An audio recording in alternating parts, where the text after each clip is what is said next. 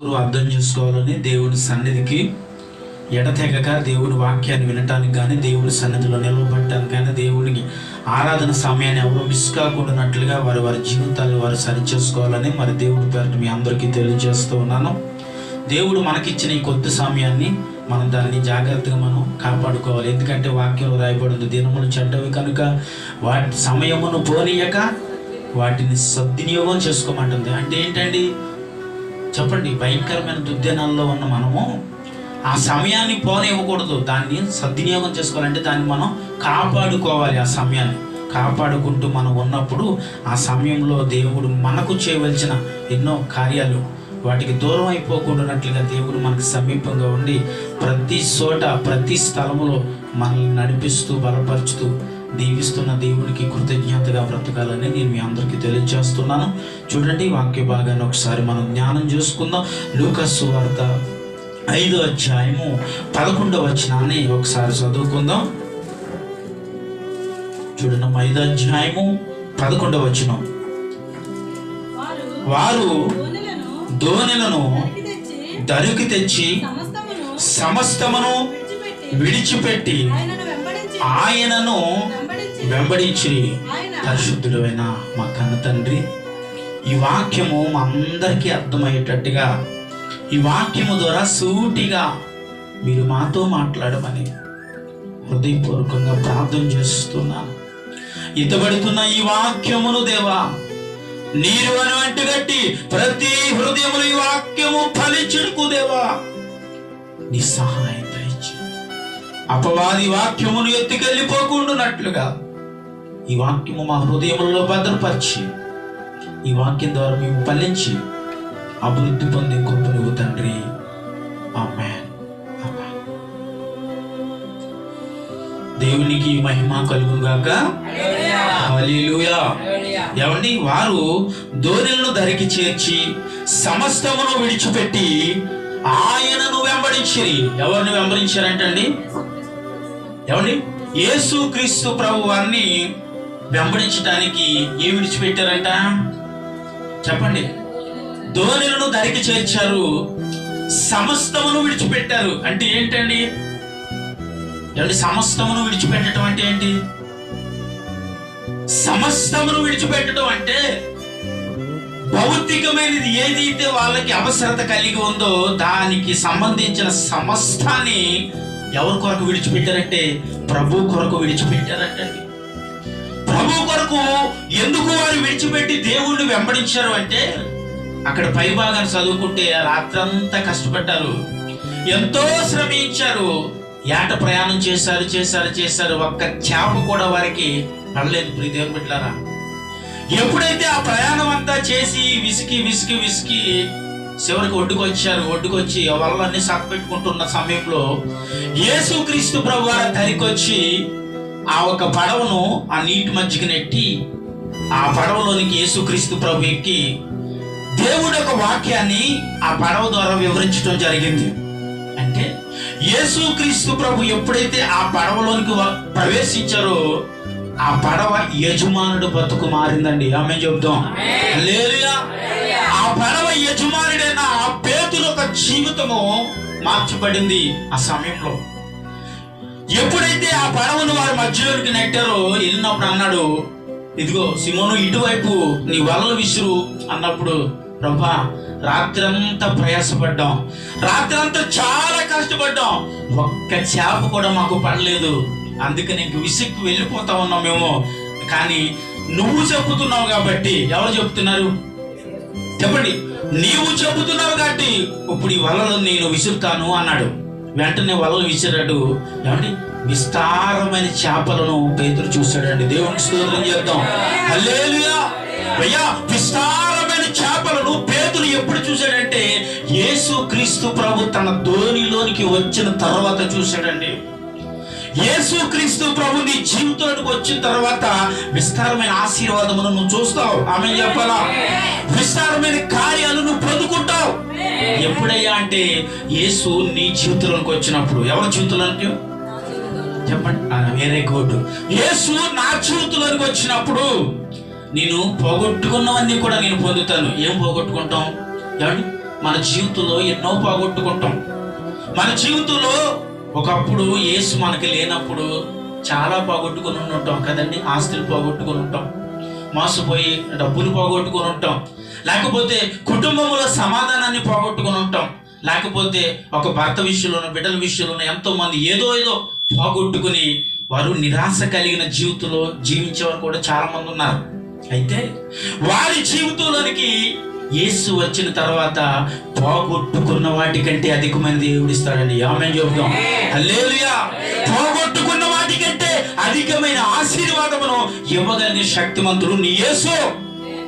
అయితే ఎప్పుడైతే మీరు ఒడ్డుకొచ్చారో, ఒడ్డుకొచ్చిన తర్వాత సంపాదించినది సమస్త ఆస్తులను విడిచిపెట్టారండి. ఎవరి కోసం చెప్పండి? ఎవరి కోసం విడిచిపెట్టావయ్యా అంటే, నా దేవుని కోసం నేను అన్నిటిని విడిచిపెట్టాను. ఇక్కడ స్వయంగా రాయబడి ఉంది. ఇక్కడ ఏం విడిచిపెట్టాడు అంటే చెప్పండి, ఏమండి? చదవాలి ఒకసారి. ఇదిగో సమస్తమును విడిచిపెట్టి ఆయనను వెంబడించి. ఎవరిని వెంబడించారండి చెప్పండి? ఇప్పుడు యేసుక్రీస్తు ప్రభువుని వెంబడించడానికి ఏం విడిచిపెట్టాడు? తానుకున్న ఆస్తులన్నిటిని విడిచిపెట్టాడు. ఏదైతే ఎప్పుడైతే వలలో వేశాడు, విస్తారమైన చేపలు వచ్చినాయిగా, వాటన్నిటిని కూడా ఒడ్డుకు తీసుకొచ్చాడు. కానీ ఒడ్డును వాటిని విడిచిపెట్టాడు. మన పాత జీవితాన్ని విడిచిపెట్టబడిన తర్వాత, యేసు మన జీవితంలోకి వచ్చిన తర్వాత మనం కూడా ఎన్నో విడిచిపెట్టవలసిన అవసరత ఉందండి. ఏ విడిచిపెట్టాలయ్యా? ఒక్కొక్కసారి కుటుంబాన్ని విడిచిపెట్టవలసిన అవసరం వస్తుంది. ఒక్కొక్కసారి నీ ధనాన్ని నువ్వు విడిచిపెట్టాలి. ఒక్కొక్కసారి నీ బంధువులను విడిచిపెట్టాలి. ఒక్కొక్కసారి నీ స్నేహితులను విడిచిపెట్టాలి. ఒక్కొక్కసారి నీ కుటుంబంలో నీకు వ్యతిరేకంగా ఉన్న వారిని, ఎంతో మందిని విడిచిపెడితేనే కానీ దేవుని పని నీవు చేయలేవు. ఏమండి? అబ్రహాము చూడండి ఏం చేశాడు. చూడండి అమ్మా, 12వ అధ్యాయము ఆదికాండము ఒకసారి చూద్దాం. దేవుడు అది నాకు ఇచ్చిన తీర్మానం అండి. దేవుడు అక్కడ రాయబడి ఉంది, అబ్రహాము ఇదిగో నీ దేశాన్ని విడిచిపెట్టు, నీ బంధువులను విడిచిపెట్టు, నీ తల్లి ఇంటిని విడిచిపెట్టు, నువ్వు బయలుదేరి నేను చూపించిన దేశానికి రా. హల్లెలూయా. ఏం చేయాలంట? దేవుడు అంటున్నాడు, అబ్రహాము నువ్వు బయలుదేరు. ఎక్కడికి బయలుదేరు? అబ్రహాముకి చెప్పకపోయినా దేవుడి మాటకు లోబడ్డాడండి. దేవుడి మాటకు లోబడి తనకున్న వాటిన్నిటిని విడిచిపెట్టాడు.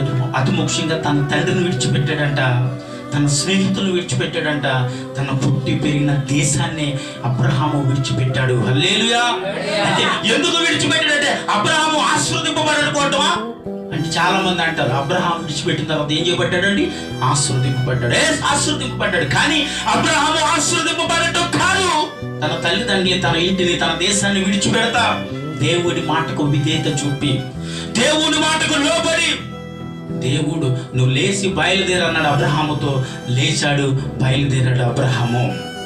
అయ్యా, ఈరోజు దేవుడు ఏదైతే నాకు తెలియచేశాడో, దేవుడు ఏదైతే విడిచిపెట్టి నన్ను వెంబడించన్నాడో, వాటన్నిటిని ఒక్కొక్కసారి నువ్వు కూడా నీ జీవితంలో విడిచిపెట్టి దేవుని పనులు మనం వెళ్ళకపోతే మన జీవితం ఎక్కడ మొదలు పెట్టాం అక్కడ ఆగిపోతాం అండి.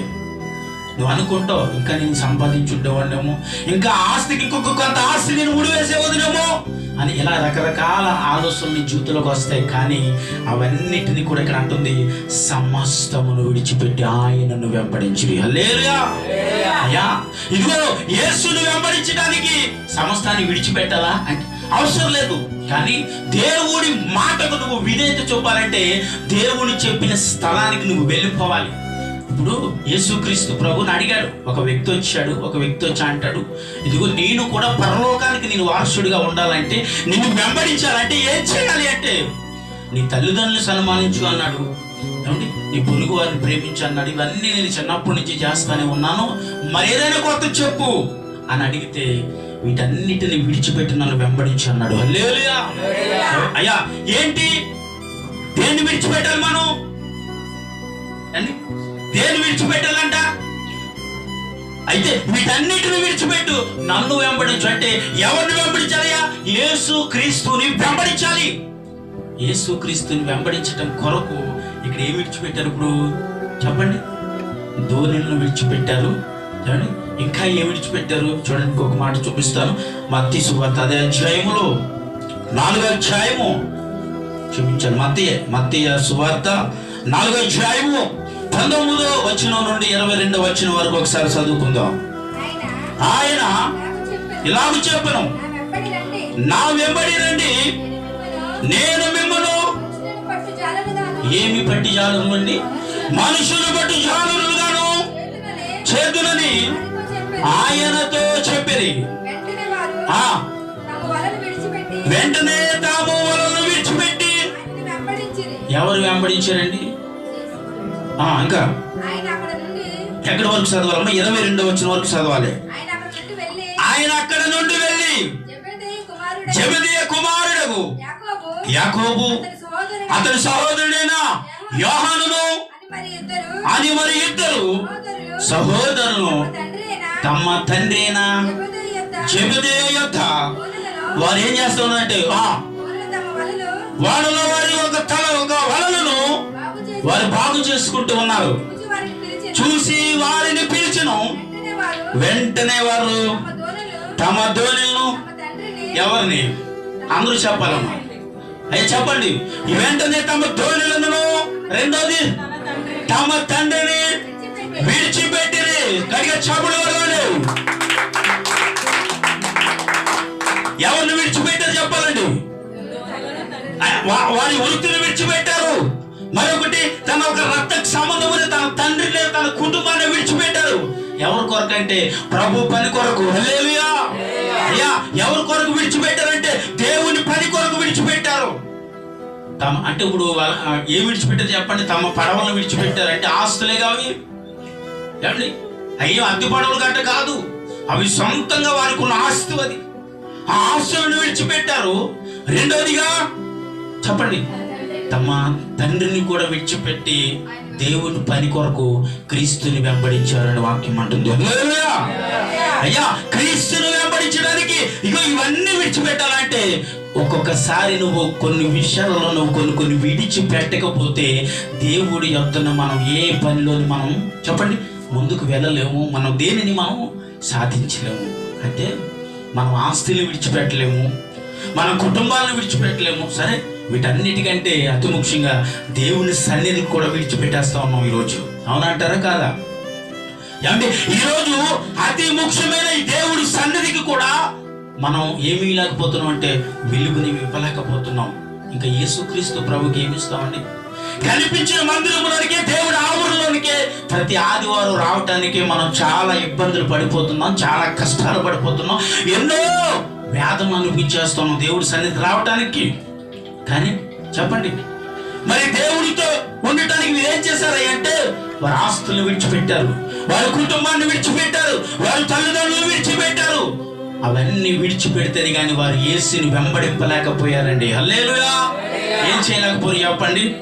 ఇవన్నీ విడిచిపెడితేనే కానీ వారు యేసుక్రీస్తు ప్రభుని వెంబడించలేకపోయారు.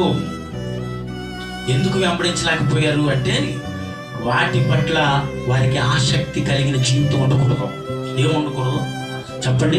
భౌతికమైన ఒక ఆశలు, భౌతికమైన ఒక ఆశీర్వాదములు, భౌతికమైన కార్యాలలో దేనికి కూడా ఒక క్రైస్తవుడికి ఆశ కలిగి ఉండకూడదంతే. హల్లెలూయా. ఏముండకూడదండి? ఆశ కలిగి ఉండకూడదు. అంటే ఈ భౌతికమైన ప్రతిదానికి మనం చెప్పండి దూరపరచబడిన వ్యక్తిగా బ్రతకాలండి. ఈ భౌతికమైన ప్రతి ఆశీర్వాదముకు నువ్వు దూరంగా బ్రతికితేనే దేవునికి మనం సమీపంగా బ్రతకగలమండి. హల్లెలూయా. ఎవరికి దగ్గరగా ఉండగలమండి? ఏమండి? దేవునికి మనం దగ్గరగా ఉండాలంటే మనం ఏం చేయాలి అంటే దేవుడిని వెంబడించే వ్యక్తులుగా ఉండాలి. ఇప్పుడు వారికి దేవుడు అంటే తెలియదు. ఎవరికండి చెప్పండి? పేతురు వారికి దేవుడు అంటే తెలియదు. ఎప్పుడైతే వాళ్ళొక పడవలోనికి యేసుక్రీస్తు ప్రభు వచ్చారో వాళ్ళ బ్రతుకు మారింది. చాలా మంది అంటారు, నా భర్త మారలేదండి, నా భార్య మారలేదండి, నా తండ్రి మారలేదండి, నా కుటుంబం మారలేదండి. నీకు విషయం తెలుసా? దేవుని యొద్దకు మీరు వస్తే ఆయన మీ యొద్దకు వస్తాడు. హల్లెలూయా. అయ్యా, ఒకసారి దేవుడి మందిరానికి పో, వెళ్ళి దేవుడి వాక్యాన్ని విను. అప్పుడు దేవుడు నీ హృదయంలోనికి వస్తాడు, నీ కుటుంబంలోనికి వస్తాడు.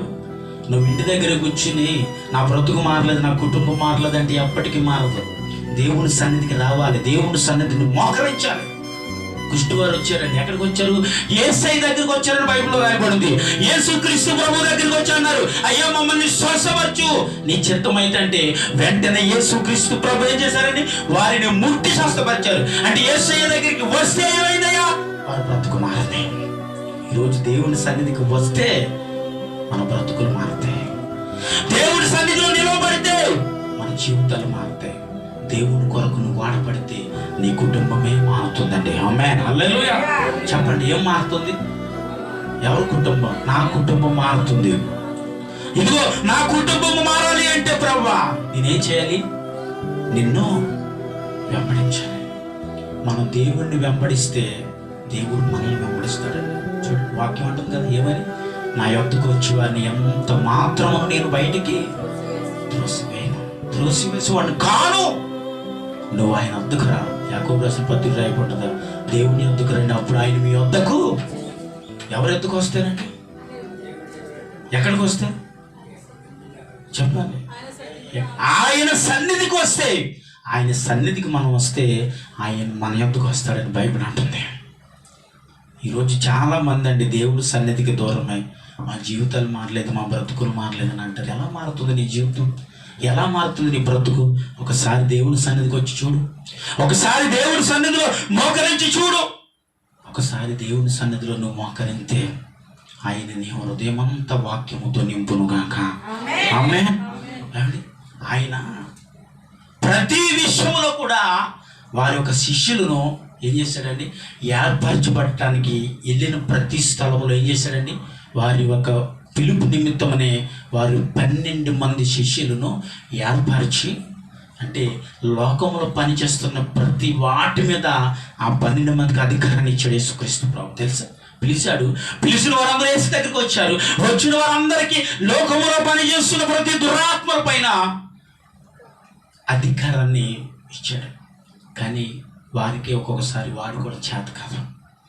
మనకి దేవుడు ఎన్నో వరాలు ఇస్తాడు, ఎన్నో కార్యాలు చేస్తాడు. కానీ మనకి కూడా ఒక్కొక్కసారి వాటిని పొందుకోవటం రాకు. వాటిని మనం మన జీవితంలో దాన్ని ఏ రీతిగా మనం నడిస్తే ఆ కార్యాలు మనం పొందుకుంటామో తెలియక ఒక్కొక్కసారి మన జీవితాలు కూడా ఇలాగే మనం పాటు చేసుకుంటూ ఉంటాం. చూడండి, ఒకసారి మార్కు సువార్త విన్నాం. ఒకసారి మార్కు సువార్త 3వ అధ్యాయము 13, 14 వచనాలు ఒకసారి చదవండి.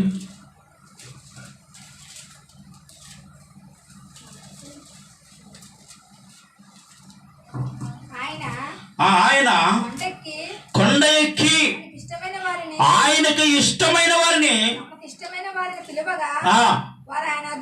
వారు ఆయన యొద్దకు వచ్చి వారు తమతో కూడా ఉండినట్లును దెయ్యములను వెళ్ళగొట్టు అధికారము గలవారై స్వార్థ ప్రకటించుటకు వారిని పంపవలనని వారు 12 మందిని నియమించిన. స్తోత్రం చేద్దామండి. అయ్యా దేని మీద అధికారం ఇచ్చాడంట? దెయ్యములను వెళ్ళగొట్టి అధికారమును ఇచ్చాడు. అయ్యా దెయ్యమును వచ్చిన అధికారమును వారు సద్వినియోగం చేసుకోలేకపోయారు. ఒక బిడ్డ భయంకరమైన రోగుతో కొట్టుకుంటా ఉన్నప్పుడు వారి దగ్గరికి వచ్చి ఏం చేశారండి? ప్రార్థించారు. కానీ ఆ దెయ్యము వాడిని విడిచిపెట్టి వాళ్ళ తండ్రి సాక్ష్యం ఇస్తున్నాడు. యేసు మీ శిష్యులు వచ్చారు, ప్రార్థన చేశారు, నా బిడ్డలో మార్పు లేదు. ఏమండి? అవిశ్వాసములారా, మూర్ఖపు జనమా, దేవుడు అంటున్నాడు. అవిశ్వాసముతో మనం ఏది చేసినా ఏ కార్యం మన జీవితంలో నెరవేరదండి. హల్లెలూయా. దేనితోటి? అవిశ్వాసముతో. వారికి ఏమో ఇక్కడ ఏం రాయబడి ఉందంటే దెయ్యములను వెళ్ళగొట్టుటకు వారికి అధికారం ఇచ్చాను అంటున్నాడు. కానీ వీరేం చేయలేకపోయారంటే వాడిలో ఉన్న దెయ్యాన్ని వీళ్ళు వెళ్ళగొట్టలేకపోయారు. ఎందుకంటే వీరు అవిశ్వాసులు. అంటే మన జీవితంలో మనం విశ్వాసము కలిగిన వ్యక్తిగా మనం ఉంటే దేవుడి చేత ఏర్పరచబడిన మనము అనేకులను కూడా ఏం చేయగలమండి? చెప్పండి, మార్చగలము. ఎందుకంటే అక్కడ సువార్త ప్రకటించేందుకు వారికి అధికారం ఇచ్చాడు. సర్వలోకానికి వెళ్ళండి, నా కొరకు మీరు సువార్త ప్రకటించండి. సర్వలోకానికి వెళ్ళి నా కొరకు తెలియచేయండి. కానీ వాళ్ళకి ఏమొచ్చిందంటే అవిశ్వాసం. రెండోది భయం. ఎప్పుడైతే ఇవి వెంబడించినాయో వారు దేవునిచ్చిన అధికారాన్ని వారు పొందుకోలేకపోయారు. దేవుని చేత ఏర్పరచబడిన నీవు నేను దేవుని కొరకు నియమించబడిన నీవు నేను దేవుడి పని ఎప్పుడు మర్చిపోకూడదండి. ఏం మర్చిపోకూడదు? దేవుడి పనిని ఎన్నడూ మనం మర్చిపోకూడదు. దేవుణ్ణి వెంబడించిన మనం, చెప్పండి, మనం ప్రాణం పోయే వరకు వెనక్కి తిరిగి చూడకూడదని బైబిల్లో రాయబడి ఉంది. అంటే మనం దేవుని కొరకు ఏం చేయబడ్డామంటే ఇప్పుడు తీర్మానం చేయబడిన బిడ్డలం అండి మనం. హల్లెలూయా. ఇప్పుడు వీరేం చేయబడ్డారంటే వారు తీర్మానములు చేసుకున్నారు. వారు సమస్త ఆస్తులు విడిచిపెట్టారు. వారి తండ్రిని కూడా వారు విడిచిపెట్టారు. వారి కుటుంబాన్ని వారు విడిచిపెట్టి యేసుక్రీస్తుని వెంబడించారు. వారు బ్రతుకులు మార్చుకోవటమే కాదండి, అనేకులు బ్రతుకులు వారు మార్చారండి. దేవుడికి స్తోత్రం చేద్దాం. హల్లెలూయా. ఈరోజు దేవుడి కొరకు మనం నిలవబడితే అనేకుల కుటుంబాలు మనం మార్చగలం, అనేకుల బ్రతుకులు మార్చగలం. అనేకల జీవితాలు పాడైపోయిన బ్రతుకులను నువ్వు బాగు చేయటానికి దేవుడు నిన్ను నియమించి ఉన్నాడు. నువ్వు అనుకుంటున్న వల్ల ఏం కాదు, నేనేం చేయలేను, నా వల్ల ఇది నేను ఇంకా సాధించలేను అని ఒకవేళ నువ్వు అనుకుంటే దేవుడు అంటున్నాడు, ఆయన యందు విశ్వాసం ఉంచి నువ్వు ఏ పని నువ్వు పూనుకున్నా, చెప్పండి చెప్పండి, ఏ పనిని నువ్వు పూనుకున్నా దాన్ని నువ్వు సాధించగలవు. హల్లెలూయా. దాన్ని సాధించడానికి నువ్వు ఆయన పట్ల ఏముంచాలంట? విశ్వాసము. నిజ దేవుని నువ్వు ఎరిగి ఆయన పట్ల విశ్వాసము నుంచి యేసుని నువ్వు వెంబడిస్తే, చెప్పండి, వెంబడిస్తే మన ద్వారా అనేకులనే ఇప్పుడు ఈ 12 మంది కొన్ని కోట్ల మంది మారటానికి వాడబడిన వ్యక్తులు వారు. ఈరోజు అలాగే ఒక్కొక్క వ్యక్తిని బట్టి ఒక్కొక్క కుటుంబం ఈరోజు మారుతుందంటే ఎందుకు మారుతుంది? దేవుడు మనకిచ్చిన తలాంతులు ప్రీతి అని పెట్టాలి. హల్లెలూయా. చూడండి, ఇంకొక మాట నేను చూపిస్తున్నాను. యోహాను సువార్తలో, యోహాను సువార్త 15వ అధ్యాయము 16-17 వచనాలు ఒకసారి చూద్దాం. యోహాను సువార్త 15వ అధ్యాయము 16-17.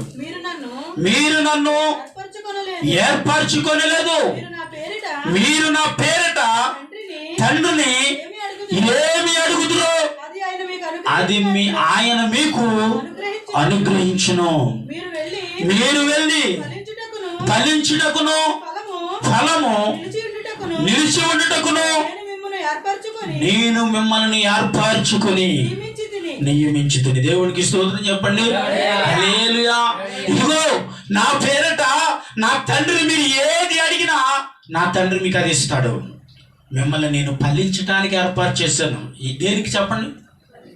ఫలించడానికి. చాలామంది అంటారు, యేసు ప్రభువుని నమ్ముకున్నాం కానీ మా బ్రతుకులు మారలేదండి, మా జీవితాలు మారలేదండి, మా పేదరికం పోలేదండి, లేకపోతే నా అనారోగ్యం పోలేదండి, లేకపోతే ఇలాంటి సమస్యల నుంచి నేను ఇంకా బయటికి రాలేకపోతున్నానండి అని చాలామంది అనుకుంటూ ఉంటారు. ఇప్పుడు దేవుని బిడ్డలారా, కానీ ఈయన అంటున్నారు, వాక్యం అంటుంది, నీవు నా యందు ఫలించడానికి నిలవబెట్టున్నాను నేను. హల్లెలూయా.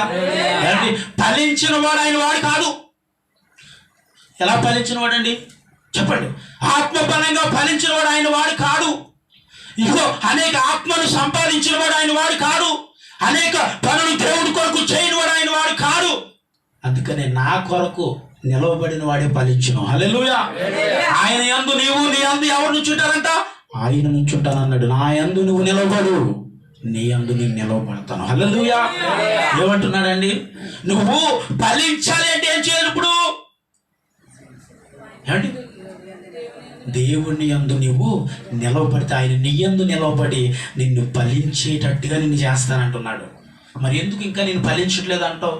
అంటే మనలో లోపాల, మనలో ఉన్న తప్పులా, మనలో ఉన్న పొరపాట్ల, ఒకేలా వీటన్నిటిని నేను సరి చేసుకుంటే నేను ఫలిస్తానా? ఒకవేళ నువ్వు ఇంకా ఆస్వాదింపబడలేదా? ఒకవేళ ఇంకా నీలో నెమ్మది దొరకలేదా? నీలో శాంతి సమాధానం దొరకలేదా? ఒకవేళ అది దేవుడు ఒకవేళ నీ కొరకు పెట్టిన ఒక పరీక్షను అనుకో, దాని కొరకు నిలబడు. తండ్రి, నేను శోధింపబడుతున్నాను, నీకు స్తోత్రం అని ఎప్పుడైనా చెప్పమండి? చెప్పగలము మనం? ఎప్పుడు మనం చెప్పలేము. నాకే ఎందుకు ఈ బాధలు వస్తున్నాయి, నాకే ఎందుకు ఈ కష్టాలు వస్తున్నాయి అని మనం ఎన్నోసార్లు మనం ప్రభువుని నిలదీసిన దినాలు కూడా మనకు ఉన్నాయి. కానీ మనం సమస్య వచ్చినప్పుడు ఆ సమస్యని ఎత్తంట దేవుని కొరకు ఏం చెప్పాలి? మనం సమస్య వచ్చినందుకు నీకు స్తోత్రం చెప్పు. చూడు ప్రభా, నేను ఈ కీడులో నేను ప్రయాణం చేస్తున్నాను, నేను ఇక్కడ చూసేది కీడి కాదు, ఏం చూస్తున్నాను? మేలును చూస్తా ఉన్నాను చెప్పు. హల్లెలూయా. మన దేవుని చూడాలండి. నువ్వు కీడులో ప్రయాణం చేస్తున్నావా? మేలు చూడు. అంటే నువ్వు వెతకవలసింది దీవెనకరమైనదే కానీ, ఆశీర్వాదకరమైనదే కానీ, పనికిరాని వాటిని మనం ఎంచకూడదు. వాటిని మాత్రం మనం చూడకూడదండి. దేన్ని చూడాలి అంటే, మనం ప్రతి ఒక్క శ్రమలో, కష్టాల్లో, ఇరుకుల్లో, ఇబ్బందులు నువ్వెందులో ఒకవేళ నువ్వు ప్రయాణం చేస్తున్నా, దేవుడు నీకు ఇస్తున్న ఒక పరీక్షను నువ్వు నిలవబడగలిగితే దేవుడు నిన్ను అత్యధికంగా ఇచ్చి దీవిస్తాడు. ఆమేన్ చెప్పాలి. హల్లెలూయా. అబ్రహాము తన జీవితంలో ప్రయాణమై వెళ్ళి ఎన్నో శ్రమలు అనుభవించాడు, ఎన్నో కష్టాలు అనుభవించాడు, ఎంతో మందితో యుద్ధం చేశాడు, రక్త సంబంధులను యోధులు విడిచిపెట్టాడు, తల్లిదండ్రులు విడిచిపెట్టాడు, తన దేశాన్ని విడిచిపెట్టాడు, తన బంధువులు విడిచిపెట్టాడు, తన నమ్మిన తన స్నేహితులందరినీ విడిచిపెట్టాడు. అందరిని విడిచిపెట్టి పడ్డ శ్రమలన్నీ కాదు అబ్రహాము జీవితంలోనండి. అన్ని శ్రమలు తన జీవితంలో పోగొట్టుకున్న, ఒక్కొక్కసారి తన అబద్ధం ఆడే పరిస్థితులు కూడా తీసుకొచ్చాడు. భార్యను తీసుకొచ్చి శత్రు చేతిలో పెట్టాడు. అయ్యా, ఇవి నా భార్య కాదు, ఎవరిమా? నా చెల్లెలు అని చెప్పాడు. ఎందుకంటే ఇవి నా భార్య అని చెబితే నన్ను చంపి నా భార్యని ఎక్కడ మీరు ఏం చేస్తారో అని భయంతో ఏం చేశాడండి? ఎందుకు అబద్ధం ఆడవచ్చిన పరిస్థితి? ఎందుకు? దేవుడేగా నిన్ను పిలుచుకున్నాడు, ఎందుకు? దేవుడే కదా మరి నిన్ను తీసుకొచ్చాడు, మరి ఈ శ్రమలు నాకెందుకని దేవుడిని అడిగాడు అబ్రహాం. అంటే లేదు ప్రియ దేవుని బిడ్డలారా, అడగలేదు. అబ్రహాము అడగలేదు, ఎందుకు నాకు ఈ శ్రమ వచ్చిందని అడగలేదు దేవుణ్ణి. ఏం చేశాడంటే, తీసుకెళ్ళాడు, శత్రు ఎదుట పెట్టుకున్నాడు, తన చెల్లెలని చెప్పాడు, తన జీవితాన్ని కొనసాగిస్తున్నాడు, ప్రభువుకు మొరపెడుతున్నాడు. ప్రభు అంటాడు వచ్చి, ప్రభు మాట్లాడుతున్నాడు, ఏంటో తెలుసా? నీ దగ్గర నీ ఇంట ఉన్న సారా, తన భర్త ఎవరు తెలుసా? అబ్రహాము. తనకిచ్చి తనని అప్పగించి పంపించు. దానిని ముట్టదది, తనని ముట్టితే మీకు తెలుసా అండి, తన ఇంట ఆ సారమ్మ ఉన్న రోజులు కూడా ఆ ప్రాంతంలో, ఆ ప్రదేశంలో ఉన్న ప్రతి గర్భాన్ని దేవుడు మూసేశాడండి. ఎందుకు తెలుసా? సారమ్మకు పిల్లలు లేరు. ఆమెకు పిల్లలు లేరని ఎదుటి వారిని చూసినప్పుడల్లా సారమ్మ ఏడుస్తుందేమో అని ఆమె గర్భాన్ని వారి మూతపడినందుకు ఆ ప్రాంతంలో ఉన్న ప్రతి గర్భమును మూసివేశాడంట దేవుడు. ఎంత గొప్పడు చూడండి సారమ్మ కోసం. తను నమ్మిన బిడ్డలను తను మోసము చేసేవాడు కాదు నువ్వు నమ్మిన దేవుడు.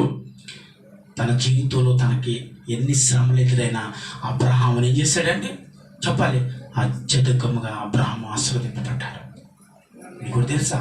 ఆత్మపరంగా ఆశీర్వదింపబడ్డాడు, భౌతికంగా కూడా అబ్రహాము ఆశీర్వదింపబడ్డాడు. కానీ అబ్రహాము ముందే పడ్డాడయా? శ్రమలు పడ్డాడు. అబ్రహాము ముందేమనిపించాడయా? శ్రమలు అనిపించాడు. అబ్రహాము ముందేమనిపించాడయా? అయ్యా, శత్రువులతో యుద్ధం చేశాడు. ఎన్ని శ్రమలు అనిపించిన తన జీవితంలో దేవుడు కొరకు నిలవబడ్డాడు కాబట్టి అబ్రహాము ఆశీర్వదించబడ్డాడు. చప్పట్లు కూడా వేసిన హల్లెలూయా, హల్లెలూయా. దేవుడి కొరకు నిలవబడ్డాడు కాబట్టి అబ్రహాము ఆశీర్వదింపబడ్డాడు. ఈరోజు దేవుని కొరకు మనం నిలవబడితే ఏ విషయంలో అయినా, ఏ పరిస్థితులైనా దేవుని చేత మనము ఆశీర్వదింపబడే బిడ్డలమయ్యా. హల్లెలూయా. అబ్రహాములా నువ్వు నిలవబడు. నీ జీవితంలో శ్రమ వచ్చినా, కష్టం వచ్చినా, ఇరుకులు వచ్చినా, ఇబ్బందులు వచ్చినా ప్రభువుకి మహిమకరంగా నువ్వు బ్రతుకు. ప్రభువుకు నువ్వు మహిమకరంగా నువ్వు బ్రతికితే ఏం చేయబడతావండి చెప్పండి? ఆ నిందలు, శ్రమలు, కష్టాలు, కన్నీళ్ళు అవి చెప్పండి మీ నుండి దేవుడు తొలగించి మీ నోటి నిండా నవ్వనిచ్చే దేవుడు అండి. హల్లెలూయా. ఏం చేస్తాడంటే, ఇదిగో నీ దిక్క దినములు సమాప్తంగా కూర్చున్నదంటుంది వాక్యం. ఎప్పుడయ్యా? నీ కొరకు నిలబడినప్పుడు అని చెప్పాలి. దేవుని కొరకు నువ్వు నిలబడినప్పుడే, దేవుని కొరకు, ఆయన పని కొరకు నువ్వు ఎన్నో ఎన్నో ఎన్నో విడిచిపెట్టవలసి వస్తుంది. ఆ విడిచిపెట్టి దేవుడి పనిలో నిలబడినప్పుడు దేవుని చేత మనం చెప్పాలండి, చెప్పాలి.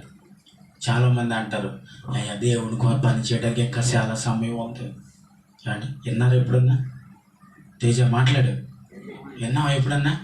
దేవుడి కోసం దేవుడు పని చేయమన్నాం అనుకో, మారు మనసు పొందరా బాబు, రక్షణ పొందామన్నాం అనుకో, అప్పుడు ఎందుకంటే ఇంకా చాలా సమయం ఉందండి. ఏముంది? దేవుడి వాక్యం ఇంకా సమయం లేదంటుంది, వాటిని పాడు చేసుకోవద్దు అంటుంది. ఇంకా వీళ్ళేమంటారు చెప్పండి? ఇంకా సమయం ఉందండి, యవ్వనం ఉందండి, లేకపోతే నేను ఇంకా చిన్నపిల్లలు ఉండండి. ఎప్పుడు వస్తావు దేవుడి దగ్గరికి అంటే 60-70 సంవత్సరాలు దాటేసిన తర్వాత అండి. ఏం చేస్తాం అప్పుడు వచ్చి? అంటే అప్పుడు ఆ వయసు ఉన్న వాళ్ళు కానీ దేవుడు విడిచిపెడతాంటే వాళ్ళని విడిచిపెట్టలేదు. దేవుడు విడిచిపెట్టాడని వారిని విడిచిపెట్టలేదు. అంటే మరి దేవుడి కొరకు ఎప్పుడు నిలబడాలంటే దేవుడు ఎప్పుడు పిలిస్తే అప్పుడన్నా చెప్పాలి. దేవుడికి స్తోత్రం చెప్పండి. దేవుడికి ఎప్పుడు నువ్వు పిలువబడతావో అప్పుడే దేవుడి పన్ను మొదలు పెట్టాలి. ఇర్మియా ఒకసారి తీయమ్మా. ఇర్మియా 1వ అధ్యాయము ఒకసారి చూడండి. 1వ అధ్యాయము 4-5 వచనాలు చదవండి. యెహోవా వాక్కు ఎవరికి? నాకు ప్రత్యక్షమై ఇలాగు సెలవిచ్చును, గర్భములో నేను ఏంటంట రూపింపబడక మునిపే నిన్ను ఎరిగితిని, నీవు గర్భము నుండి బయలుపడక మునిపే నేను నిన్ను ప్రతిష్ఠించితిని, జనములకు ప్రవర్తగా నిన్ను నియమించితిని. దేవునికి స్తోత్రం చెప్తామండి. ఏమండి కింద మాట తర్వాత చదువుతాం. ఇప్పుడు ఈ మాటలు ఎవరి అంటే దేవుని మాటలు. అంటే చిన్న వయసులోనే ఉన్నాడు ఇర్మియా. ఆ చిన్న వయసులోనే ఉన్నప్పుడు ఇర్మియా దగ్గరికి వచ్చి దేవుడు అంటున్నాడు, చూడండి ఆ చిన్న వయసులో కూడా దేవుడు మాట్లాడుతున్నాడు. ఏమని మాట్లాడుతున్నాడంటే, నీ తల్లి గర్భంలో నిన్ను రూపించింది నేనే. ఈ భూమి మీద నువ్వు పుట్టక మునిపే నిన్ను నా కొరకు ఏం చేసుకున్నాను తెలుసా? ఈ జనములకు ప్రవర్తగా ఏర్పాటు చేసుకున్నాను. గడియ చేపలు పడేసేనా మనం అయిపోయించుకోండి. హల్లెలూయా. ఎవరికి ప్రవర్త? ఈ జనములందరికీ నిన్ను ప్రవర్తగా చేయబోతా ఉన్నాను. ఇదిగో ఈ ప్రజలందరికీ ఒక నాయకుడిగా, ఒక నడిపించే నాయకుడిగా నేను ఏర్పాటు చేయబడబోతున్నాను అంటే ఇతను అంటాడు కదా. కిందకి వెళ్ళి చదవండి. ఇప్పుడు అయ్యో ప్రభువగు యెహోవా చిత్తగించుము. ఎవరంట? నేను బాలుడనే, మాటలాడుటకు ఏం చాలదండి. దేవునికి స్తోత్రం చెప్తామండి. హల్లెలూయా హల్లెలూయా అంటున్నాడు దేవుడు. దేవుడితో అంటున్నాడు, అయ్యా నేను బాలుడే. ముందు అన్నాడు చెత్తగించి ప్రభా చెప్పు వింటాను అన్నాడు. విన్న తర్వాత ఏమంటా ఉన్నాడంటే, నేను బాలుడినే కానీ నేను మాట్లాడటానికి నాకు శక్తి. నువ్వెవరు మాట్లాడటానికి? ఎవడి మాట్లాడేవారెవరు? ఆయన. నీతో ఉండి మాట్లాడేది ఆయన. నేను కాదు మాట్లాడేది. చాలా మంది ఇలాగనుకునే దేవుడి పనికి దూరం అయిపోతా ఉన్నారండి. దేవుడి పనికి రోజు రోజుకి వెనకాడిపోతా ఉన్నారండి. రోజు రోజుకి వారి జీవితాన్ని పాడు చేసేసుకుంటున్నారు. ఎందుకయ్యా నువ్వు ఇలా బ్రతుకుతున్నావు అని ప్రశ్నిస్తే, ఈ దేవుడు పని చేయడానికి నేను యోగ్యుడు కాను, ఈ దేవుడు పని చేయడానికి నాకు శక్తి లేదు, నేను దేవుడు పని చేయడానికి చదువు లేదు, దేవుడు పని చేయడానికి నాకు అధికారం లేదు, నువ్వెవరో మాట అనడానికంటే దేవుడు అంటున్నాడు, ఆ శక్తి నీది కాదు, ఆ శక్తి నాది. గడిగా చప్పట్లు కొడదామా? అయ్యా ఆ నడిపించేవాడు నీదే, ఆ వాడుకునేవాడు నీదే, ఆ మాట్లాడేది నీదే, నోటికి మాటలు అందించేవాడు నీదే. మరొకసారి చప్పట్లు కొడదాం. హల్లెలూయా హల్లెలూయా. అయ్యా ఎవరయ్యా అంటే మాట్లాడేది నీది కానీ నువ్వు కాదు. ఎవరితో మాట్లాడాలి? నువ్వెవరితో మాట్లాడడానికి వెళ్తున్నా? మాట్లాడేది చెప్పరా? నేనే మాట్లాడతాను, నేను మాత్రమే నీతో మాట్లాడతాను. ఈ ప్రజలందరితో మాట్లాడేది నువ్వు కాదు ఇర్మియా, మాట్లాడేది నేను. చాలామంది జీవితాలు ఇందుకని ఇలా పాడైపోతా ఉన్నాయి. ఎందుకు ఈ మాట అంటా ఉన్నానంటే, ఒక వ్యక్తిని సేవ కొరకు పదే పదే నేను మాట్లాడుతూ ఉన్నప్పుడు ఆ వ్యక్తి నోట నుంచి వచ్చే మాట ఏంటయ్యా అంటే, నాకు చదువు లేదు, నేను బైబిల్ చదవలేను, దేవుని వాక్యాన్ని వివరించలేను అంటే నేను అంటాను, నువ్వు నిన్ను నీవే నమ్ముకుంటున్నావు. ఎవరిని? నిన్ను నీవే నమ్ముకుంటున్నావు, కానీ నువ్వు నమ్మిన దేవుడి మీద నువ్వు ఆనుకోలేకపోతా ఉన్నావు. నువ్వు నమ్మిన యేసుక్రీస్తు ప్రభు మీద నువ్వు పని చేయలేకపోతా ఉన్నావు. అంటే నువ్వు అనుకుంటున్నావు నేనే వాక్యాన్ని చదవాలి, నేనే వాక్యాన్ని బోధించాలి. ఎవరు నువ్వు? వాక్యాన్ని చదవటానికి ఎవరు నువ్వు? వాక్యాన్ని వివరించడానికి ఎవరు నువ్వు? వాక్యాన్ని వివరించేది నువ్వు కాదు, నా ప్రభు వివరిస్తాడు. ఆమేన్ చెప్తాం. హల్లెలూయా. నిలబడు. ఎవరి కోసం చెప్పలేదు, దేవుడి కొరకు నిలబడు. నిలబడుకుంటా ఆయన వాడుకుంటాను నిన్ను, అంతేగాని నిన్ను నేనే వాడేసుకుంటాను, నేనే వాక్యాన్ని బోధించాలేమో, నేనే వాక్యాన్ని వివరించాలేమో అని అనుకోవద్దు. నిలవబడితే ఆయనే వివరిస్తాడు. సహోదరుడా, ఈ వాక్యం నువ్వు ఎలా వింటున్నావు? ఈరోజు వింటున్నావు. ఇప్పుడే నీ బ్రతుకు మార్చుకో, ఇక నీ ఆలోచన మార్చుకో. నువ్వు నిలవబడితే దేవుని కొరకు వాడబడతావు. ఆమె చెప్పలేవు. హల్లెలూయా, హల్లెలూయా. అయ్యా, మోషే కూడా లాగన్నాడండి. మోషే ఐగుప్తును విడిచిపెట్టి పారిపోయి వచ్చేసి కొండ మీద ఏదో ఒక వెలుగు కనిపిస్తుంది చూద్దామని వెళ్ళి ఎవరు చూశాడు? అక్కడ దేవుడిని చూశాడు. దేవుడిని చూసి భయపడుతున్నాడు, వెళ్తున్నాడు. దేవుడు అంటున్నాడు, మోషే నీ చెప్పులను అక్కడ విడిచిపెట్టు, నువ్వున్న ఈ స్థలము పవిత్రమైనది, ఈ స్థలం ఇది పవిత్రమైనది, నీ చెప్పులు విడిచిపెట్టి నా యొద్దకు రా. వెళ్ళాడండి. వెళ్ళిన తర్వాత అంటున్నాడు, ఇదిగో ఐగుప్తు ప్రజలు చేస్తున్న ప్రార్థన నేను వింటున్నాను, ఐగుప్తు ప్రజలు ఉన్న బానిసత్వాన్ని నేను చూస్తున్నాను. వారు ఇదిగో 300 ఎన్ని సంవత్సరాలు అండి? 430 సంవత్సరాలు, మన్నించాలి, మర్చిపోయాం కదా. 430 సంవత్సరాల నుండి బానిసత్వంగా పనిచేస్తున్న ప్రజలు మొర్ర పెడుతున్న మొర్రను నేను వింటున్నాను. ఆ మొర్రకు ప్రతిఫలం మోషే నువ్వే. ఈరోజు ఐగుప్తు దేశాన్ని నేను పంపిస్తున్నట్ట. బెబ్బే అయ్యా, నాలుక లేనివాడిని, నోటి మాట సరి లేనివాడిని, నేను నీ పనికి పనికిరాను ప్రభా. ఆయన వాడుకుంటానంటే నువ్వే ఒకరు పనికిరానంటానికి.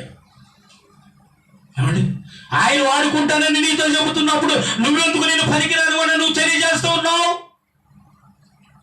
ఆయన అంటాడు, నిన్ను నేను చెప్పండి వాడుకుంటాను, నిన్ను నేను నడిపిస్తాను. ఐగుప్తు రాజులతో, ఐగుప్తులో ఉన్న ప్రతి ప్రజలతో నేను మాట్లాడతాను. మోషే నువ్వు ప్రయాణం అవ్వు, పద. ప్రభు నేను మాట్లాడలేనయ్యా, నా మాట సరిలేను అని అంటాడు. నీకు నాలుకగా నేను ఎవరిని ఇస్తున్నాను? ఆహారాన్ని ఇస్తున్నాను, పో. చూసారండి, మోషే మాట్లాడవలసిన ప్రతి మాటను ఎవరు మాట్లాడారు? ఇప్పుడు చెప్పాలి. మోషే ఆహారం మాట్లాడాడు. ఆహారం ద్వారా దేవుడు మాట్లాడుతున్నావు ఇక్కడ. అంటే దేవుడు నువ్వు మాట్లాడలేను నువ్వు అనుకుంటే దేవుడు ఆ రోజు ఆహారం పెట్టాడు. ఈరోజు ఆహారం నీకు అవసరం లే. ఈరోజు స్వయంగా దేవుడే నిన్ను మాట్లాడతాడు. ఈరోజు స్వయంగా ఆయనే నీతో మాట్లాడతాడు. ఈరోజు మాట్లాడవలసిన ప్రజలతో ఆయనే మాట్లాడతాడు. ఆ రోజు ఆహారం ఇచ్చాడు, ఈరోజు ఆహారం నీకు అవసరం లేదు.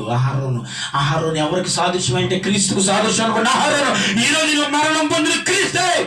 ఈరోజు ఆ క్రీస్తు నీతో మాట్లాడి నువ్వు మాట్లాడుతున్న ప్రజలందరి ఎదుట ఆయన మాట్లాడతాడు. ఆమె చెప్పండి, ఆమె హల్లెలూయా. అయ్యా, ఎవరు మాట్లాడతారంటే నేను మాట్లాడతాను. అందుకేనండి దేవుడు పిలిచినప్పుడు నేను పెప్పే, నాకు అది లేదు, నాకు ఇది లేదు, నువ్వు అంటానికి వీరలేదు. దేవుడు పిలిస్తే విడిచిపెట్టి వెంబడించు. ఎందుకో తెలుసా? కడవరి దినాల్లో ఉన్నాం, ఇంకా ప్రభు రాకల్లో ఉన్నాం. అనేక వ్యాధులతో ఎంతో మంది కొన్ని కోట్ల జనాభాలు చనిపోతున్నారు. కాబట్టి ఈ సమయంలో ఇంకా దేవుడు ప్రతి ఒక్కరిని వాడుకుంటాడు. ఎవరినైనా సరే ప్రతి ఒక్కరిని వాడుకుంటాడు. ప్రతి ఒక్కరు దేవుడు వాక్యాన్ని ప్రచురపరుచుతున్నప్పుడు విని రక్షింపబడిన వారందరూ దేవుని రాజ్యమే. వినని వారందరూ ఏమని చదివా మనం చెప్పండి? నశించిపోతారు. దేవుడి మాట నువ్వు వింటావా? రక్షింపబడతావు. దేవుడి మాట నువ్వు వింటావా? వాడబడతావు. దేవుడి కొరకు పని చేస్తావా? వాడబడతావు. దేవుని కొరకు పనిచేసే వ్యక్తులుగా మనం ఉండాలంటే దేవుని చెప్పిన మాటను చెప్పండి. కింద శుక్రవారం సేవకులు చెప్పి దేవుడి మాట ఎంత శ్రేష్టమైందో, దేవుడి మాట వినటం వల్ల నీకు కలిగే ఉపయోగం ఏంటో ప్రతి ఒక్కటి దేవుడు మనకి తెలియచేస్తున్నాడు. అందుకనే మనం ఎవరి కొరకు నిలబడాలి అంటే చెప్పండి దేవుని కొరకే. దేవుని వెంబడించటమే, దేవుడి పనులు వాడబడటమే. నాకు అది లేదు, నాకు ఇది లేదు, నాకు అది రాదు, నాకు ఇది రాదు నన్ను ఎప్పుడు అవ్వద్దు. దేవుడు పిలిస్తే దేవుడి పని కొరకు వెళ్ళిపో. ఆమె చెప్పండి. అంతే, దేవుడు పిలిచాడండి, చేయి పని. దేవుని కొరకు నిలబడు. వాక్యాన్ని నువ్వు చెప్పవసరం లేదు, నా ప్రభు చెప్తాడు. వాక్యాన్ని నువ్వు చదవనవసరం లేదు, నాతో ప్రభు చదువుతాడు. దేవుని కొరకు నువ్వు నిలవబడితే దేవుడు వాడుకుంటాడు. పేతురుని, యోహాను వీళ్ళందరినీ చూస్తున్నప్పుడు ఏమండి ఆ యూదులందరూ అంటూ ఉన్నారంట, ఇదిగో చదువు లేని ఎవరు, విద్య లేని పామరులు వీరు, ఇంత పాండిత్యం వీరికి ఎలా వచ్చింది? ఏమండి ఎలా వచ్చింది? వారు ఏం చదువుకోలేదు, వాళ్ళు విసురుకోవడం తప్ప వారికి ఏమీ రాదండి. ఎవరికి? పేతురు గారికి, యోహాను గారికి, వీరందరూ కూడా ఏమీ రాదు. అయినా మరి దేవుడు వాక్యాన్ని ఎలా మాట్లాడగలిగారంటే, మాట్లాడేది ఎవరండి చెప్పాలి. ఇప్పుడు మీరు నాలో ఉండి దేవుడు మాట్లాడుతున్నాడని చెప్పాలి. హల్లెలూయా. ఎవరు మాట్లాడుతున్నారండి? నాలో ఉండి ఆయన మాట్లాడుతున్నాడు. కాబట్టి ఆయన కొరకు నేనేం చేయబడాలి? ఇప్పుడు చెప్పు. ఆయన కొరకు మనం ఒకసారి అపోస్తుల కార్యం తీయండమ్మా. అపోస్తుల కార్యము 22 అధ్యాయము 14-15 వచ్చిన ఒకసారి చదవండి. అపోస్తుల కార్యము 22 అధ్యాయము. అప్పుడు అతడు మన పితరులు ఏంటంట? దేవుని తన చిత్తము తెలుసుకొనుటకు ఆ నీతిమంతుని ఉంచుటకును ఆయన నోటి మాట వినుటకును నిన్ను నియమించి ఉన్నాడు.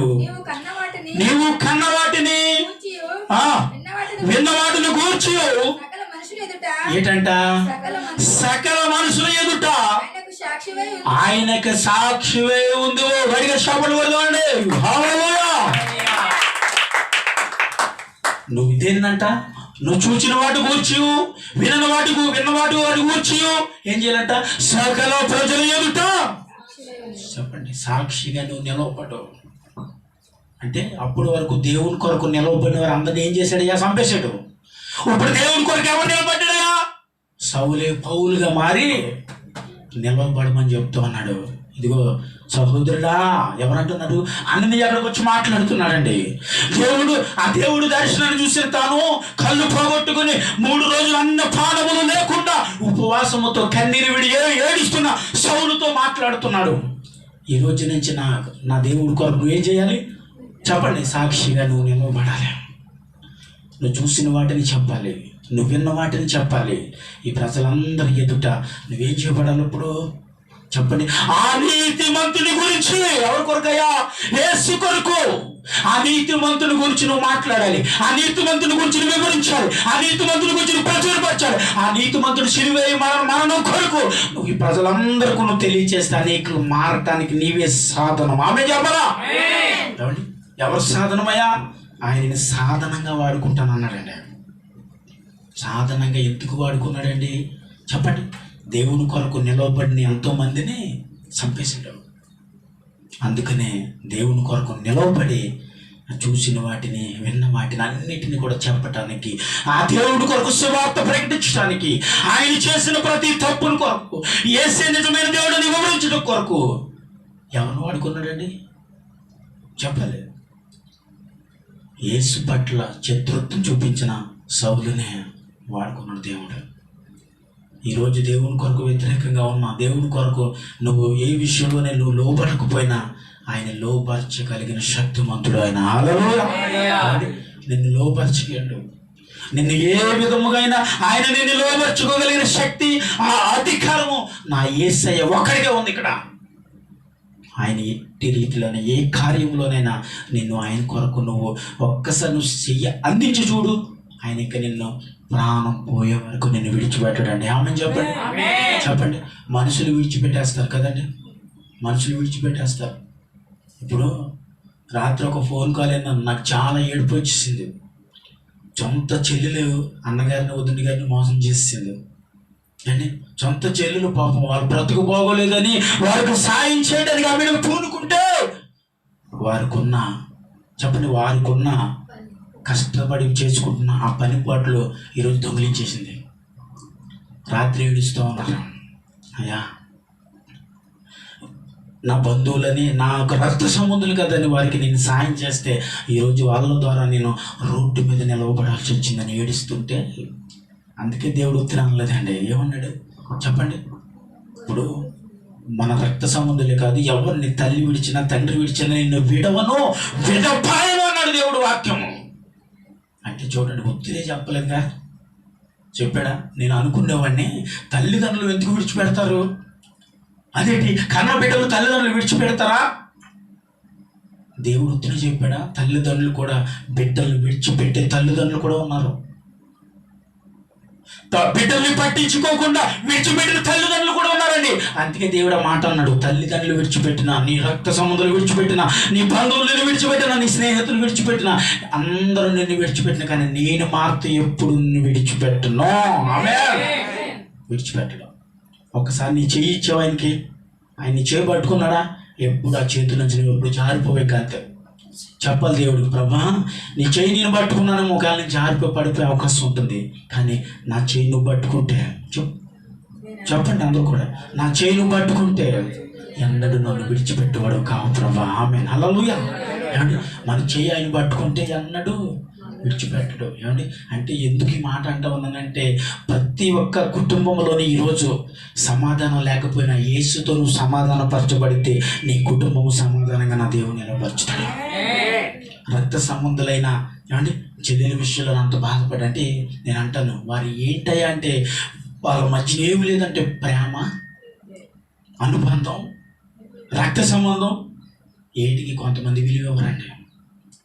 మీకు విషయం తెలుసా? మీకు చిన్న ఉపమానం చెప్తాను, మీరు వినేస్తున్నారులే ఈ మధ్యలో, నేను చెప్పినా కానీ నేను వినేసాను అంటారు మీరు. దేవునికి స్తోత్రం. ఇప్పుడు ఒక పూర్ ఫ్యామిలీ అండి, అంటే బాగా పేద కుటుంబం. ఆ పేద కుటుంబంలో ఏమండి ఆ భార్యాభర్తలు ఇద్దరికి ఒక కొడుకు ఒక కూతురు ఉన్నారు. అయితే వారిద్దరిని చిన్నప్పటి నుంచి వారి తల్లిదండ్రులు చాలా ప్రేమగా వారిని పెంచి వారిని పెద్ద చేశారు. వాళ్ళు ఎదిగి వారిద్దరు కూడా మంచి ఆత్మీయమైన తమ్ముడు అక్కగా వారు పెరిగి పెద్దవారయ్యారు. అయితే ఇప్పుడు తన కూతురు పెద్దదయిన తర్వాత ఏం చేశారంటే, తనకి ఒక మంచి సంబంధాన్ని చూసి ఏం చేశారండి, పెళ్లి చేసి అత్తోరింటికి పంపించారు. కొన్ని రోజులు ఆగిన తర్వాత తమ్ముడికి కూడా పెళ్ళి అయింది. అంటే తమ్ముడు మరి లేని కుటుంబం కదండి, పేదింటి అమ్మాయిని చేసుకున్నాడు. మరి ఆడబిడ్డ కాబట్టి మరి మనం ఇచ్చేటప్పుడు ఏమనుకుంటాం చెప్పండి, మంచి ఆస్తులు ఉన్న వాళ్ళకి, ధనం ఉన్న వాళ్ళకి, అన్ని రకాలుగా ఆశీర్వదింపబడిన వాళ్ళకి ఇవ్వాలని అనుకుంటాం, కానీ పేదోళ్ళకి ఇవ్వాలి ఎవరైనా అనుకోరుగా. అయితే అలాగే వారు అన్ని రకాలుగా ఆశీర్వదింపబడిన కుటుంబానికి ఏమో కూతురునిచ్చారు. ఇతనేమో పేదింటి పిల్లలు తీసుకొచ్చి ఇతను కట్టు పెట్టుకున్నారు. ఇంకా తల్లిదండ్రులు కొన్ని రోజులు అయింది, తల్లిదండ్రులు చనిపోయారు. ఆ తర్వాత ఇంకా అక్క తమ్ముడు ఒకరికొకరు మంచి సహవాసంలో బ్రతుకుతూ ఉన్నారు. కానీ తమ్ముడు ఎలాంటి వాడు అంటే మహా పేద కుటుంబం వాడు. అయితే అక్కేమో చెప్పండి మంచి ఉన్నతమైన కుటుంబం. అయితే అక్క ఒకరోజు తమ్ముడికి ఫోన్ చేసి అంది, తమ్ముడు ఈరోజు నేను చెప్పండి మీ ఇంటికి వస్తున్నాము బావగారు నేను చెప్పింది. చెప్తే తమ్ముడు అన్నాడంట, అక్క వద్దు మేమే మీ ఇంటికి వస్తాం అక్క అంటే, లేదు మీ బావగారు మన ఇద్దరం కలిసి మనం వెళ్దాం మీ తమ్ముడు వాళ్ళ ఇంటికి అని అన్నారు. అంటే వీళ్ళిద్దరు ఏమయ్యారంటే, సరే అక్క బావగారు వస్తున్నారు కదా, ఈ కొద్ది పాలే ఉన్నాయి, 2 టీలు అవుతాయి, జాగ్రత్తగా బావగారికి అక్కకి టీలు పెట్టిస్తే తాగేసి వెళ్ళిపోతారు అనేసి తమ్ముడు ఆ పాను దాచించాడు. వాళ్ళ అక్క బావగారు ప్రయాణం అవుతుంటే వారితో పాటు ఎవరు ప్రయాణమో తెలిసండి, అక్క వాళ్ళ అత్తగారు కూడా చెప్పండి ప్రయాణమైంది. అరే నేను వస్తానరా వాళ్ళ ఇంటికి అంది. ఎవరు ఇప్పుడు ఇవిడి చెప్పండి, అక్క వాళ్ళు అత్తగారు. అయితే ముగ్గురు ప్రయాణమయ్యారండి. ముగ్గురు వచ్చి తమ్ముడు ఇంటికి వచ్చారు. వచ్చిన తర్వాత తలుపు తీశాడు, పాపం లోనకు వచ్చారు. అదే ఇదేంటి ఇద్దరు వస్తానండి మీరు ముగ్గురు వచ్చారు అని అనుకుంటూ మనసులో బాధపడుతూ ఉన్నాడు. ఆ మనసులో బాధపడుతున్నప్పుడు కూర్చొని బావగారు కూర్చొని అక్క అని అందరితో చెప్పాడు. లోపలికి వెళ్ళి పాపం ఏం చేశాడంటే భార్యతో చెప్పి ఆ 2 టీలు అవి ఇంకా అక్క ఎక్కువ కాలే, ఆ 2 టీలు పెట్టించాడు. ఆ ప్లేట్లో పెట్టి తీసుకొచ్చి చెప్పండి ఎవరికి ఇచ్చాడు, ఒకటి బావగారికి మరొకటి అక్క వాళ్ళ అత్తగారికి ఇచ్చాడండి.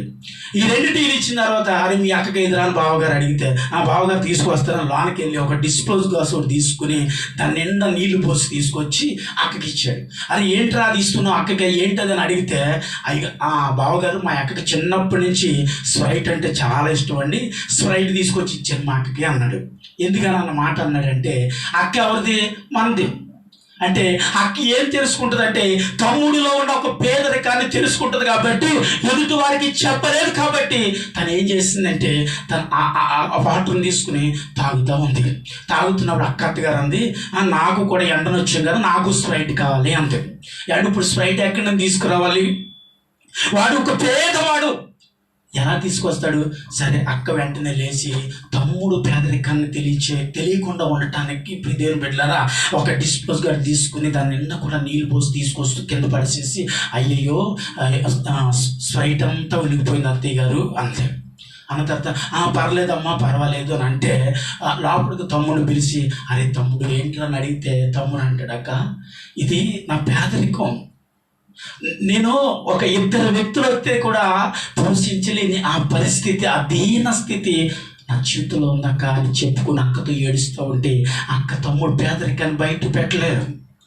అక్క తమ్ముడు పేదరికాన్ని చూసి అవమానపరచలే. అరే ఎందుకురా ఈ బతుకు, ఎందుకురా ఇలాగే బతుకుతున్నావు, ఏటల కాలం ఇదే జీవితం అని తన తమ్ముడిని అవమానపరచలేదు. ఏడుస్తూ ఏం చేసిందంటే లోనకు తీసుకొచ్చి తమ్ముడికి డబ్బులు ఇచ్చి, అరే బయటికి వెళ్ళి మరో స్ప్రైట్ తీసుకురా అత్తయ్య గారికి ఇస్తానంటే, అత్తయ్య గారు మీరు కంగారు పడొద్దు మా తమ్ముడు స్ప్రైట్ తీసుకొస్తాడని చెప్తే వెంటనే పాప ఆ డబ్బులు తీసుకుని వెళ్ళి బయట నుంచి ఒక స్ప్రైట్ తీసుకొచ్చాడు. వెంటనే అత్తగారికి పోసిచ్చాడు. ఏమండి, అదే నీళ్ళు అత్తగారికి ఇస్తే, అదే నీళ్లు బావగారికి ఇస్తే ఏమంటారు? అవమానపరుచుతారు. కానీ ఎవరికి ఇచ్చారండి? ఎవరికి ఇచ్చారు? తన రక్తం పంచి పుట్టిన అక్కకి ఇచ్చాడు. అక్క అయితే నా పరువు ఏం చేస్తుంది కదా? అదే రక్తం పంచి పుట్టిన నా అక్క కాబట్టి నా పరువు తీయదు, నా విలువ పాడు చేయదు. వాళ్ళ ఎదుట నన్ను ఘనపరుచుతుందని పట్టుకొస్తే అది స్ప్రైట్ లాగా ఆనందంతో ఆమె తాగుతుంది. ప్రియమైన పిల్లరా, నిజంగా ఈ ప్రేమ ఈరోజు ఉందా? ఈరోజు ఈ ప్రేమ అక్క తమ్ముళ్ళ పట్ల, అన్న చెల్లెల పట్ల ఈ ప్రేమ ఉందా ఈరోజు? ఇలాంటి ప్రేమ ఎలా వస్తుందంటే చెప్పండి, అది క్రీస్తు ఒక ప్రేమ నేను అంటాను. ఎవరి ప్రేమ? అది యేసు క్రీస్తుకు ప్రేమ నేను అంటాను. ఆ ప్రేమ ఆయనకి సాధ్యం. ఆ ప్రేమ ఎంత విస్తారమైనదంటే ప్రియమైన బిడ్డరా, ఊహించలేనంత ప్రేమ. ఆ ప్రేమ మనల్ని ఎప్పుడు సంతోషపరుచుతుంది, ఆనందపరుచుతుంది, కానీ ఎప్పుడు మనల్ని బాధ పెట్టదు. తెలుసు, ఒక వ్యక్తి మీద ఉండే ప్రేమ మరో వ్యక్తిని ఏం చేస్తుందండి? ఆనందపరుచుతుంది. ప్రేమ లేనివాడైతే చెప్పండి ఏం చేస్తాడు? ఆ మాటల వల్ల కుంగిపోతాడు, కుమ్మిడిపోతాడు. అదే ప్రేమను తన అక్క కాబట్టి తన తమ్ముడు కొరకు చెప్పండి తన తమ్ముడిని కనపరిచింది. తన తమ్ముడికి లోపలికి వెళ్ళి డబ్బులు ఇచ్చి మనసు బయట తీసుకురారా అత్తయ్య గారికి ఇస్తారంటే అక్కను పట్టుకుని ఏడ్చుతున్నాడు. చూడండి, ఇలాంటి కుటుంబాల్లో చాలామంది ఉండి ఉంటారు. ఒకవేళ అలాంటి కుటుంబంలో నువ్వు ఉన్నావేమో ఈరోజు. నీ తమ్ముడిని నువ్వు అవమానపరచుకు, నీ అక్కని నువ్వు అవమానపరచుకు, నీ చెల్లిని నువ్వు అవమానపరచుకు.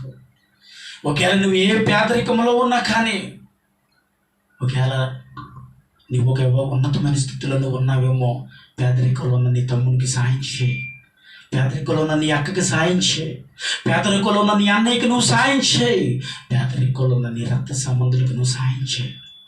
అలా చేస్తే వాళ్ళు ఆనందిస్తారు, క్రీస్తు ప్రేమను తెలుసుకుంటారు. గట్టిగా చప్పట్లు కొడతాడు ఒకసారి. కొద్ది మాటలు నా ప్రభు దీవించి ఆశీర్వదించిన కాక మోకరించండి, ప్రార్థన చేసుకుందాం. కొద్ది మాటలు ఈ ప్రభువు మనందరిలో ఈ వాక్యాన్ని విస్తరింప చేయను కాక.